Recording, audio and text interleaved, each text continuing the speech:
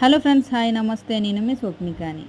ఆవులంటే నాకు చాలా ఇష్టం. హైదరాబాద్కి వచ్చానంటే కంపల్సరీ బంజారాల్స్ రోడ్ నెంబర్ 12లో ఉండే సాయిబాబా టెంపుల్ దగ్గర గోశాల ఉంది. అక్కడికి వెళ్ళి ఆవులకి కూరగాయలు, ఆకుకూరలు, పళ్ళు అన్నీ తినిపిస్తాము.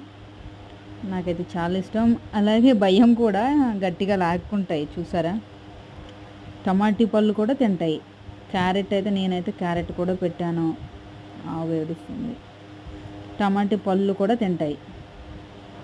ఆకుకూరలు డైలీ ఆకుకూరలు తింటాయి. చాలామంది ఆకుకూరలు కూడా పెడతారు.